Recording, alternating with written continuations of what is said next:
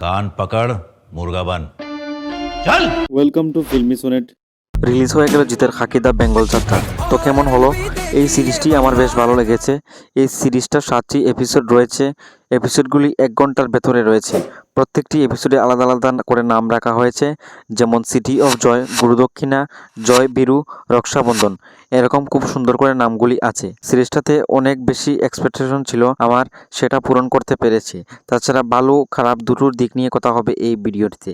এখানে গল্পটা হচ্ছে 90s একজন গ্যাংস্টার বাঘা ও তার লেফট হ্যান্ড রাইট হ্যান্ড সাগর ও রঞ্জিত কীভাবে আন্ডারওয়ার্ল্ডে ক্রাইম করছে এবং অর্জুন মিত্র অর্থাৎ জিৎ সেটা রুখতে কী করবে, এটাই কাহিনী।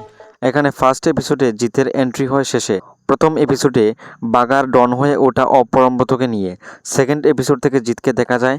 এখানে জিতকে দেখে মনে হলো সিনেমায় যে জিতকে দেখি তার থেকে এই জিত অনেক আলাদা। তাকে দেখে রিয়েল একটা মানুষ মনে হচ্ছে।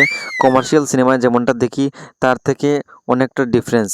জিত এলে চট করে সব সমাধান হয়ে যাবে তা কিন্তু নয়। এখানে কতগুলো প্রবলেম ফেস করতে হচ্ছে তাও দেখানো হয়েছে। সিরিজটা কিন্তু অনেক বড়, তাও কেউ বোর ফিল করবে না, কারণ প্রত্যেকটা সিন খুবই টাইট, ফাস্ট এবং প্রচণ্ড ড্রামাটিক। এ ধরনের পলিটিক্যাল ড্রামা, তাও আবার বাংলার রাজনীতি নিয়ে, এমনটা খুবই কম দেখা যায়। সিরিজটায় প্রসেনজিৎ একজন পলিটিশিয়ান। এখানে তার অভিনয় লুক বরাবরের মতোই ভালো। একটা সিন আছে যেখানে তিনি একটি কাচের টেবিল হাত দিয়ে ভেঙে ফেলেন। এই সিনে তার অভিনয় মারাত্মক। সিরিজটায় ঋত্বিক ও আদিলের স্ক্রিন টাইম অনেক বেশি।